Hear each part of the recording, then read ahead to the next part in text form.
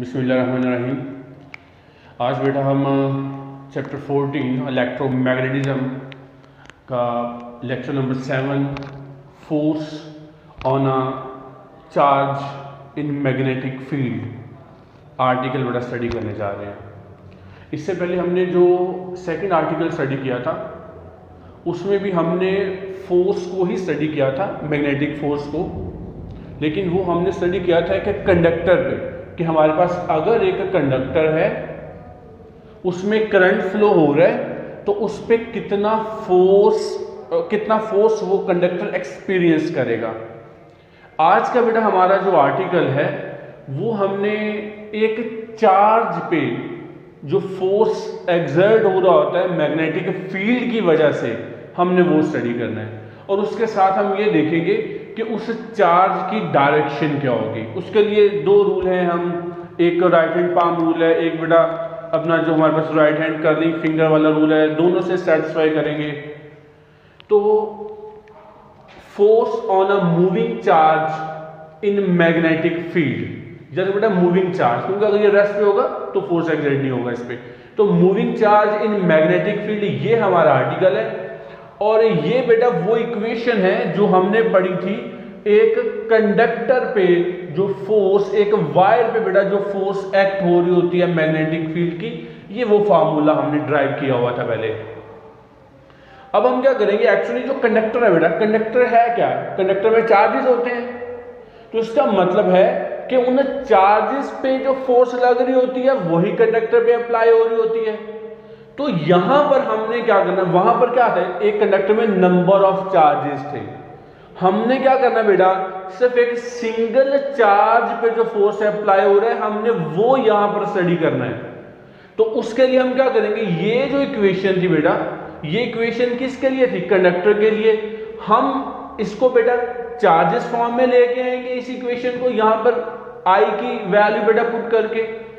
फिर उसके बाद हम क्या करेंगे, उसके बाद बेटा ये आपका पॉइंट समझने वाला है। देखो एक कंडक्टर है बेटा, एक कंडक्टर में नंबर ऑफ चार्जेस होते हैं। ये फोर्स है उन सारे चार्जेस पे जो अप्लाई होता है वो फोर्स है। हमने क्या करना है, हमने एक चार्ज पे अप्लाई होने वाला फोर्स फाइंड करना है। हम क्या करेंगे उसके लिए, मान लिया बेटा हमारे पास एक, ये मान लिया कि ये हमारे पास एक अपना कोई भी मटेरियल है, मतलब मटेरियल हम इसको मान लेते हैं कि हमारे पास रॉड है।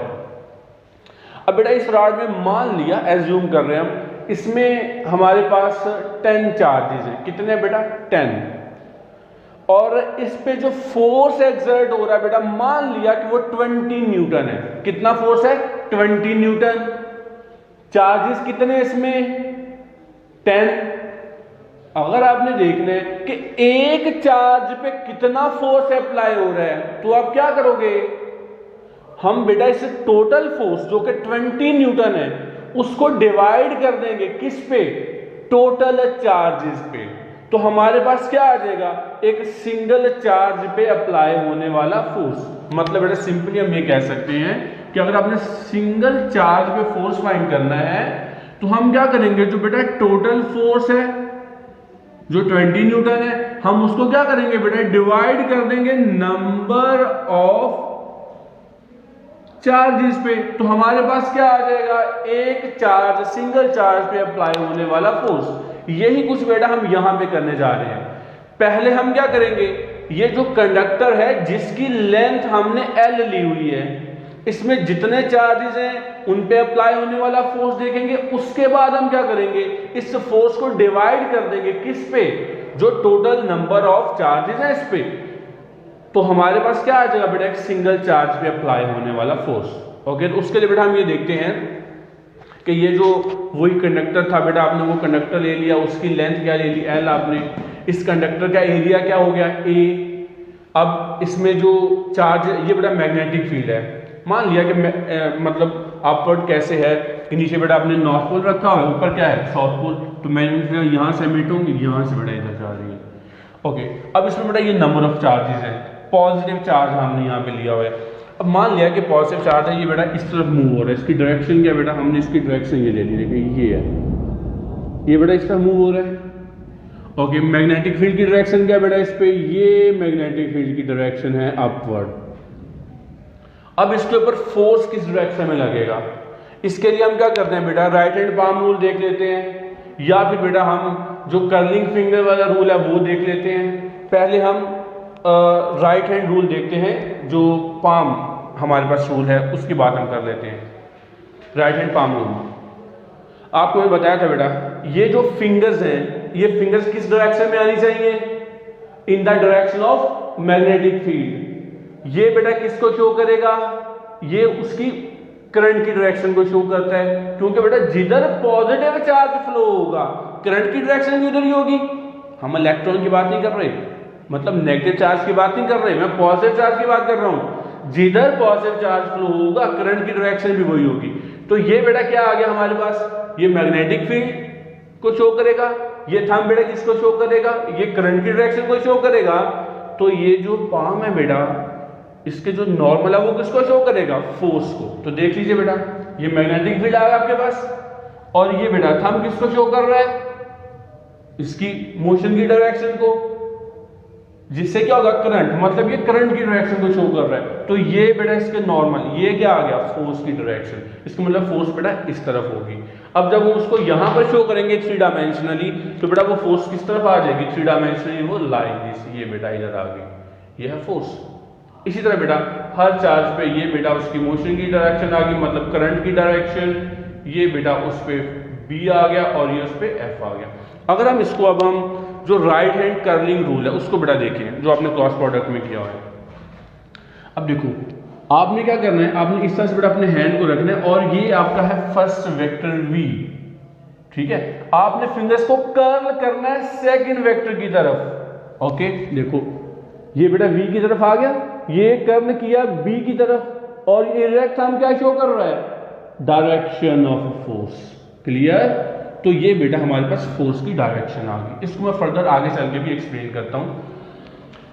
अब बेटा ये देख रहे हैं कि area of cross section, actually हम करने क्या जा रहे हैं यहां पर, ये बेटा वो जो फोर्स का हमारे पास वैल्यू है, ये हमारे पास है टोटल कंडक्टर पे, हम इसको चार्ज फॉर्म में कन्वर्ट करेंगे। कैसे, इस आई की जगह पर इसका वैल्यू पुट करेंगे। आई क्या होता है, चार्ज फ्लो पर सेकेंड।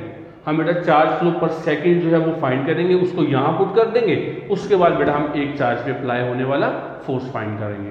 तो एक्चुअली अब हम इस आई की बेटा यहाँ पर वैल्यू पुट करने जा रहे हैं फाइंड करके। ओके, तो उसके लिए क्या बेटा, एरिया ऑफ क्रॉस सेक्शन क्या बेटा, ए हमने लिया हुआ है, लेंथ ऑफ कंडक्टर आपको बता दिया बेटा ये है। अब वॉल्यूम क्या होगा, area into length is equal to volume, ये बेटा वॉल्यूम ऑफ सेगमेंट आ गया।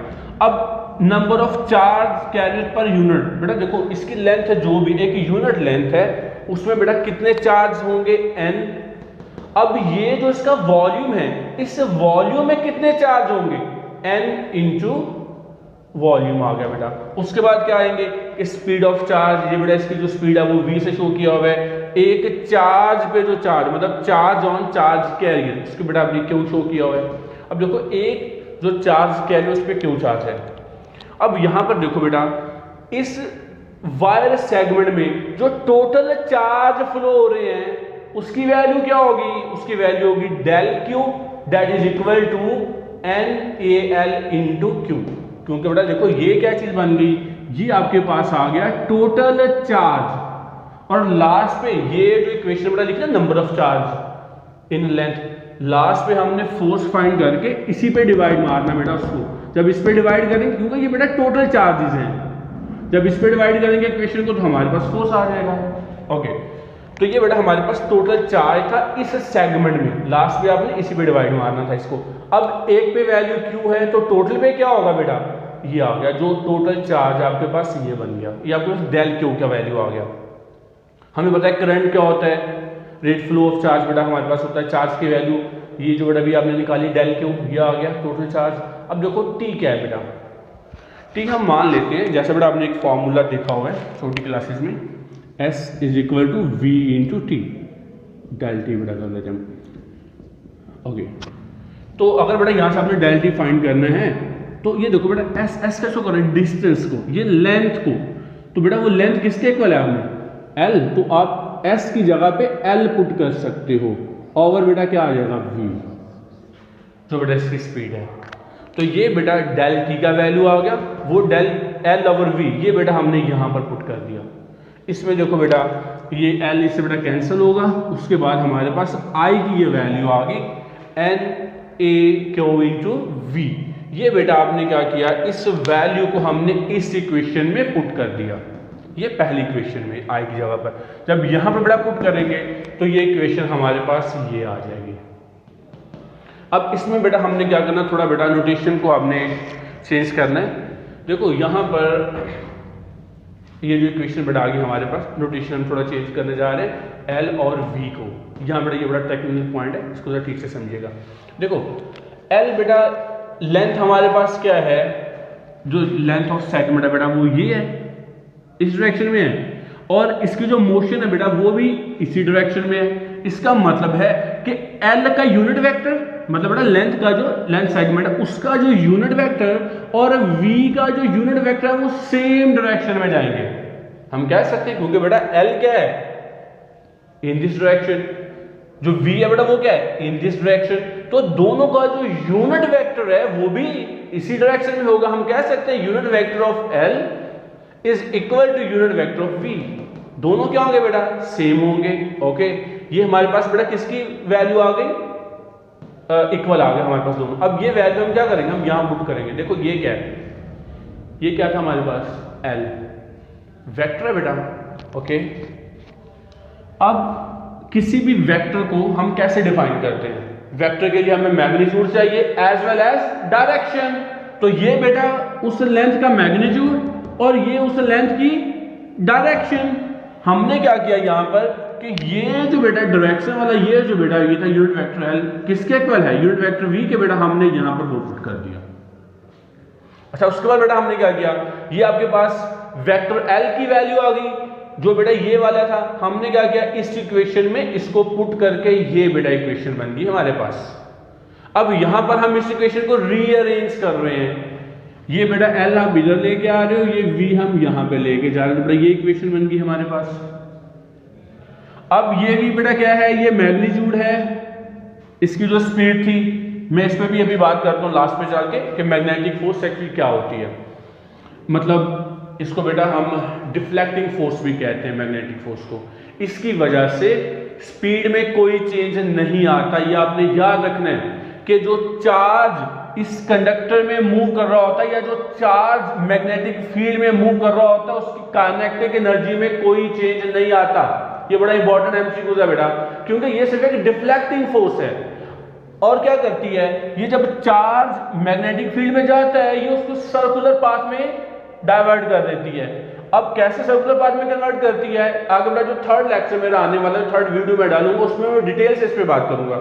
वैसे आपने फर्स्ट ईयर केमिस्ट्री में मास स्पेक्ट्रोमीटर बेटा पढ़ा हुआ है, उसमें आपने देखा जब एक चार्ज को मैग्नेटिक फील्ड में जैसे डिफ्लेक्टिंग प्लेट कहते हो उसमें जाता है तो वो क्या करता है, उसको सर्कुलर पाथ में डाइवर्ट कर देता है। इस पे मैं थर्ड लेक्चर में, जो कमिंग थर्ड लेक्चर उसमें बात करूंगा डिटेल से। ओके, तो मैग्नेटिक फोर्स क्या है बेटा, डिफ्लेक्टिंग फोर्स है, ये नॉन एक्सेलरेटेड फोर्स है।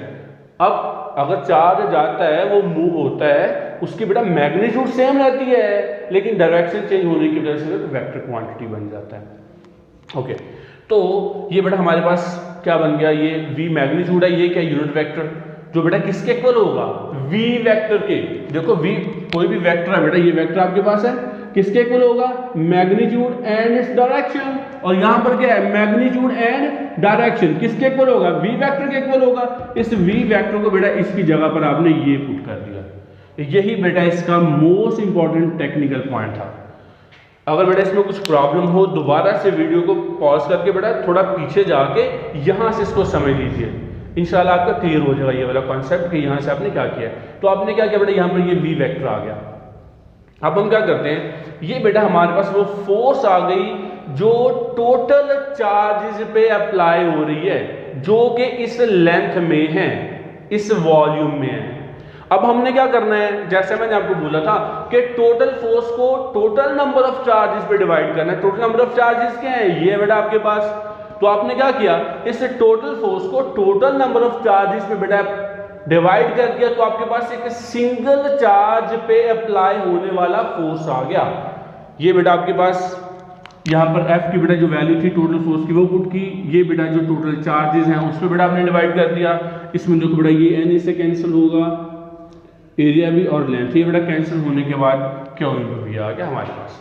तो ये बेटा सिंगल चार्ज पे अप्लाई होने वाला फोर्स है। अब इसको देख के आपको इक्वेशन को देख के बेटा आपको फर्स्ट ईयर में कुछ याद है, सेकंड चैप्टर क्रॉस प्रोडक्ट, उसका सेकंड एग्जांपल क्या है वाला, एक टॉर्क दिया हुआ है, टॉर्क से नीचे वाला एग्जांपल जरा निकाल के देखिए, वो क्या है बेटा F is equal to Q into V cross B। तब मैंने बोला था बेटा सेकंड ईयर में जाके इसमें हम बात करेंगे। तो ये सिंगल चार्ज पे अप्लाई होने वाला फोर्स आ गया, इसलिए तो मैंने बोला कि देखो बेटा V क्रॉस B, ये बेटा V ले लिया, इसको रोटेट किया B की तरफ, तो डायरेक्ट हम क्या शो कर रहा है, force, direction of force. Okay, अब बेटा चार्ज दो तरह के होते हैं, पॉजिटिव एंड नेगेटिव। ओके, मान लिया कि अगर हमारे पास प्रोटॉन है मतलब पॉजिटिव चार्ज है बेटा, तो हम इसको यूं राइट कर सकते हैं F इज इक्वल टू ये बेटा positive charge V cross B। अब इसकी डायरेक्शन क्या होगी मैग्नेटिक फील्ड में। अब आपको बताया बेटा मैग्नेटिक फील्ड को हम क्या करते हैं, हम दो तरह से लेते हैं कि अगर वो आउट ऑफ पेज है या इन टू द पेज है, तो हम क्या करते हैं दोनों के लिए ले लेते हैं ताकि आपको बेटा क्लियर हो जाए। मान लिया कि हमारे पास जो मैग्नेटिक फील्ड है वो बेटा यूं है, ये क्रॉस बेटा किसको शो करेगा, रिकॉल करें जरा, क्रॉस किसको शो कर रहा है, इसकी डायरेक्शन क्या होगी मैग्नेटिक फील्ड की, इनटू द पेज या आउट ऑफ पेज। जी बेटा याद आया कुछ, यस, इनटू द पेज मतलब क्रॉस का मतलब आपसे अवे जा रहा है।